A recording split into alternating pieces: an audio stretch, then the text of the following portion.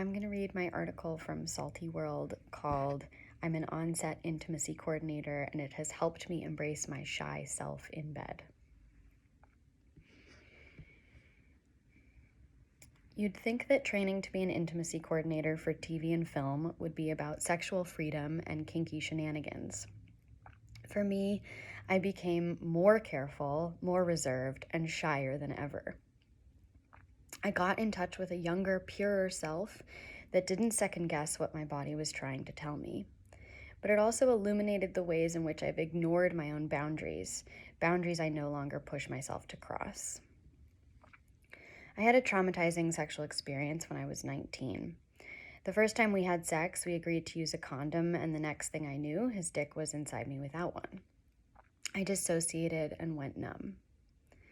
After that, sex with him was painful for me. I would try to push through, but eventually I'd ask him to stop because of the discomfort. He got unnervingly angry with me for not prioritizing his pleasure while I was in pain. One time even saying, "You don't even want to go down on me? What am I supposed to do with this?" looking down at his crotch. And leaving the room in frustration. This is called stealthing, or it's stealthing adjacent, and it's dealt with rather elegantly on Michaela Cole's show, I May Destroy You. After the relationship ended, I committed to being cool about sex so that I never did the same thing to anyone else ever again. I pushed myself to try new things very quickly, which, when with the right person, was fun and exploratory. But when it was with a person who wasn't so good for me, I felt silly and embarrassed for having shared that experience with them. I believe that pushing myself through things that made me nervous was sometimes a positive thing, especially with someone I loved and trusted. But it was not happening with the kindness and compassion inwardly that would have granted me a deeper connection with myself. Instead, I was only seeking a deeper connection with other people and also reacting to the stereotype of a frigid woman. Being reactionary isn't introspective, it's about other people. This concern about being seen as just another X type of woman prevented me from asking myself what I actually wanted. Many years later, I got back together with my abuser.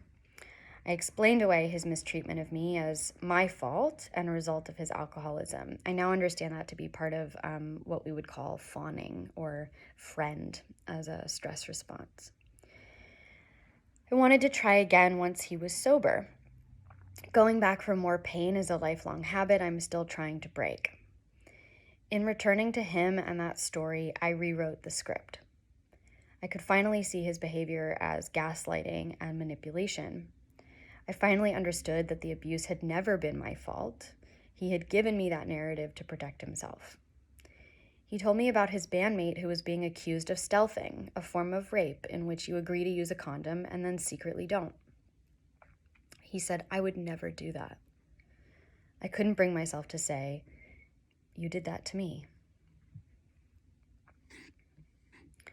I went through a period of sexual dormancy after that second breakup in the midst of an autoimmune health crisis. I also had gone through a period of sexual dormancy after we broke up the first time. I didn't have sex or really any connection in my life, intimate or physical, for almost a year and a half. Right, so the midst of an autoimmune health crisis related to that breakup or that relationship? Probably. Chronic stress has a way of doing that. As I got my health under control, I began training to be an intimacy coordinator. That's not quite the full story. I'm still struggling quite severely with my health, but that's a different story. As I got my health under control, I began training as an intimacy coordinator. Recovery and training paralleled each other beautifully. The job of intimacy coordinator is to help actors find, express, and maintain their own boundaries while simultaneously helping the director achieve their vision. We're much like stunt coordinators. We're there to make the scenes look real and stay safe, but our domain is emotional safety within sex and nude scenes. We practice many forms of consent on set so we can ensure that it's ongoing. In order to assist others in finding their boundaries, I had to get much more in touch with my own. At the same time, I was learning to listen to my gut and what my body needed. Through my healing, my body reawakened, and I had this job that meant something. I had less to prove than ever. I didn't need to convince anyone that I was good at communication, intimacy, or sex.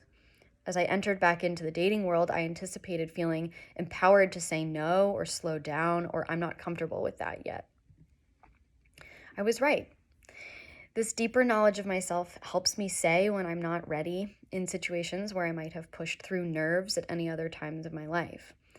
And if anyone tries to convince me that I don't know myself in these circumstances, they can go fuck themselves, because I'm certainly not going to. I found myself covering for my own trainer on the set of Euphoria in the midst of a long period of no intimate physical contact. My life started to feel like a rom-com. A celibate intimacy coordinator navigates Hollywood sex scenes for others, but struggles to find intimacy for themselves. Finally, after 8 months, I was invited into someone's bed. It was an incredibly nourishing sexual encounter in which we explored each other with our underwear still on. I got nervous, as I always do, but for the first time, I communicated it. I really just said to him, "I'm nervous."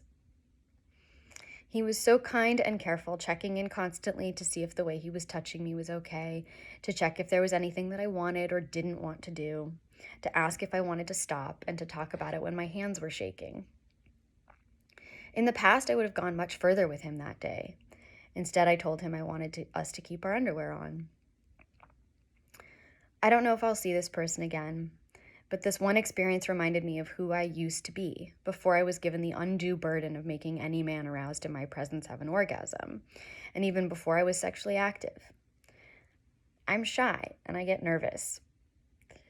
For so long, I thought I'd grow out of those traits, but it turns out they're just what makes me me. I'm finally comfortable enough in this self-awareness to go slowly, pump the brakes, and make sure that the person I'm being physical with deserves my vulnerability before I determine if I want theirs. And that's what I mean by not everyone deserves your vulnerability. I'm going to continue to listen to myself with the same attention and compassion with which I've been trained to listen to actors. I will make sure that I give myself enthusiastic consent. I will pay attention to my body language and my eye contact and the way I say okay and maybe, to make sure that I'm not pushing myself through something that doesn't feel good. I will let myself be shy and nervous, and I will communicate those things, because how they are received will tell me everything I need to know about the person that I'm sharing them with. I will keep certain parts of me for myself until I'm absolutely certain that I'm engaging with someone who will be careful and responsible with those parts. And I will treat my own intimacy as the finite resource that it is, only spending it when it is earned.